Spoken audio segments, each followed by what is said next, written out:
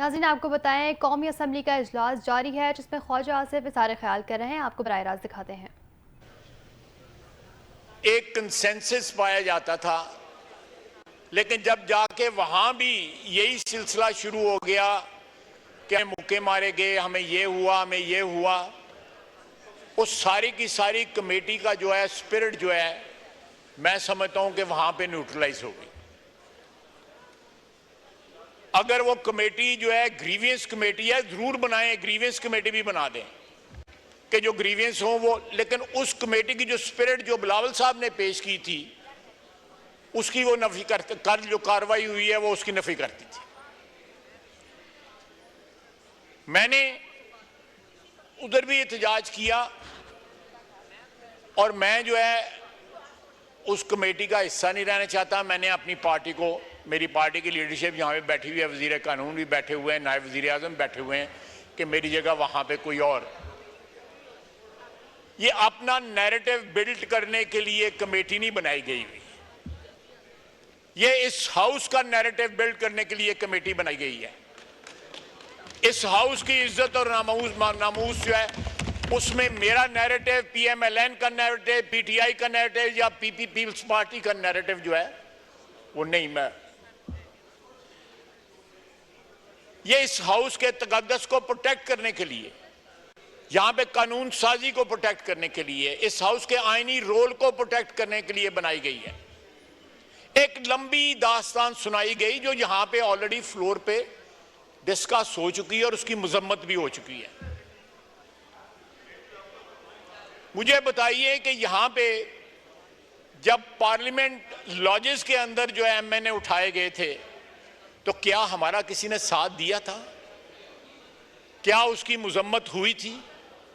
कथित तौर पे नहीं हुई थी। इनके ग्रीवियंस हैं, जरूर एग्जामिन करें, एक अलहदा कमेटी बना दें, वो जरूर एग्जामिन करें इनके ग्रीवियंसेस है, उसमें कोई जस्टिफाइड होंगे, कोई नहीं जस्टिफाइड होंगे। किसी ने हमारा इस आवाज में आवाज नहीं मिलाई। जब मियां नवाज शरीफ साहब की एहलिया फौत हुई, सारा दिन वो रिक्वेस्ट करते रहे कि मुझे फोन पे बात करने की इजाजत दी जाए, मैं उनका हाल मालूम कर लूं। नहीं दी गई, वो वफात पा गई। ये एक बड़ा ह्यूमन मसला था, ये कोई सियासी मसला नहीं था, उसको भी सियासत के लिए इस्तेमाल किया गया। इतना जहर और इतनी विंडिक्टिवनेस थी कि मौत को भी जो है उसको भी एक्सप्लॉइट किया गया, उस शख्स को बात ना करने दी गई।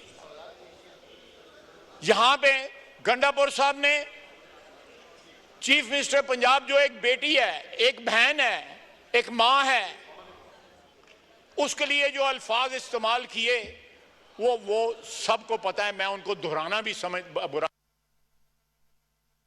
क्या किसी ने उनकी मजम्मत की? क्या उस वक्त किसी ने यहां पे आवाज उठाई जब मियां नवाज शरीफ के ऊपर क्या बीता था? किसी ने आवाज नहीं उठाई। आज ये कहते हैं कि सीने पे मुक्का मारा, घसीटा गया। मुझे देखें, आज हमें यहां पे पीडीएम के और ये अगर ये टोटल किया जाए तो तकरीबन दो,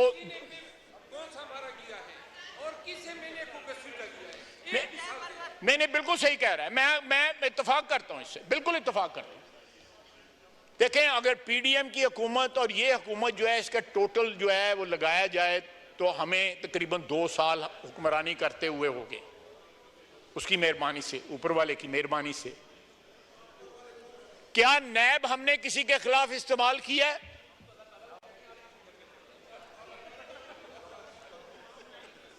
हमने किसी को, कोई नैब का केस जो है इस दौर में नहीं बना, ना पीडीएम का, ना इन्होंने नैब को इस तरह बुरी तरह इस्तेमाल किया है। और चेयरमैन नैब उस वक्त का जिस तरह इस्तेमाल हुआ है, पता नहीं, मैं मिसाल गलत किस्म की नहीं देना चाहता। क्या इस चीज का कभी ये इतराफ करेंगे? आप तो करेंगे, लेकिन आपके और बहुत सारे साथी भी तो हैं ना। बात सुने, रॉन्ग जो है वो गलती जो है वो गलती है। मैं ये स्ट्रेस करना चाहता हूं और बार बार मैंने गौर साहब को भी कल भी कहा कि प्लीज जरूर एहतजाज करें, लेकिन जरा पिछले 4 साल के माजी पे भी नजर दौड़ाएं कि उसमें आपने क्या किया। जरूर दें जी, जरूर दें, हक है उनका, बिल्कुल दो दें उनको। मैं बिल्कुल कोई इसमें कोई खुदा न खास्ता मैं इसी हाउस में जब 14 से लेके 13 से लेके 18 तक जो है हमारी हुकूमत थी, इसके प्रेमिसेस पे हम कब्जा रहा है। जो शख्स जो है बाद में सदर बना इनका, उसने बकायदा उसकी टेलीफोन कॉल जो है रिकॉर्ड के ऊपर है। उसने टीवी की बिल्डिंग जलाई, प्राइम मिनिस्टर हाउस पे कब्जा हुआ। क्या हमने कोई ऐसी बात की है? 4 साल 4.5 साल इनकी हुकूमत रही है।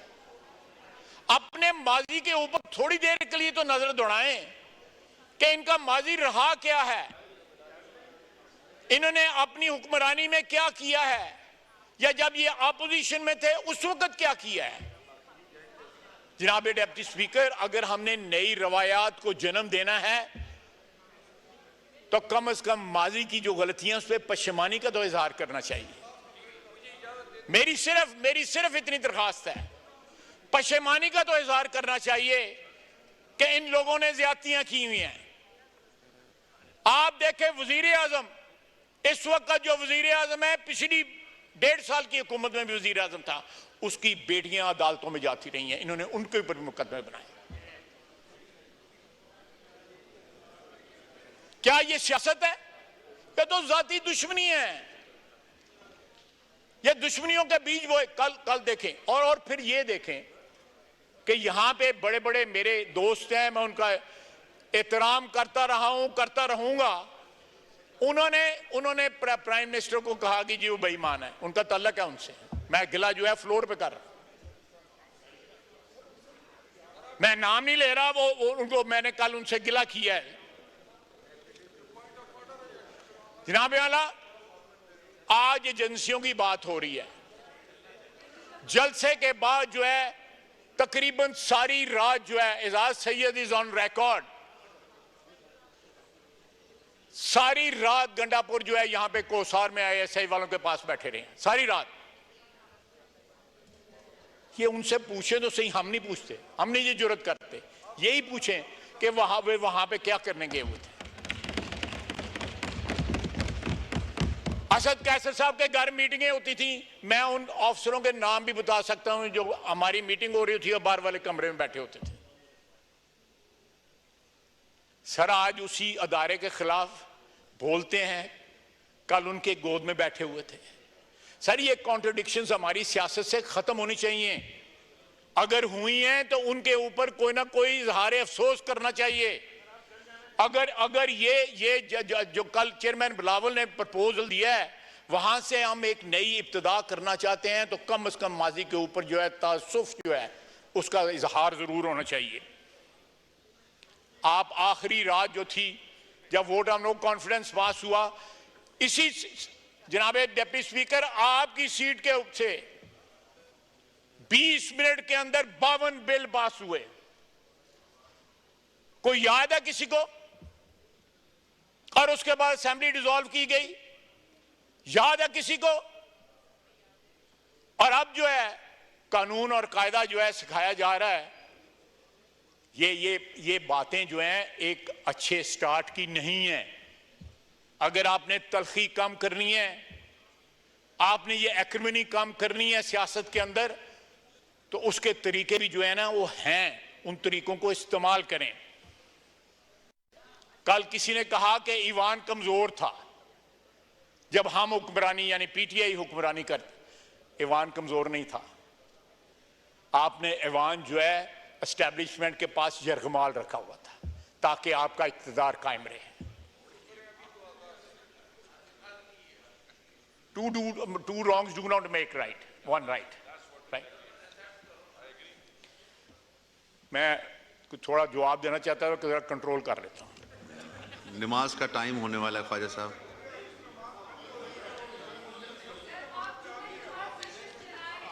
जनाब आला, या जरूर दें, जरूर दें, जरूर दें, बिल्कुल आपका हक है, जरूर दें, जवाब दें, जरूर जवाब दें।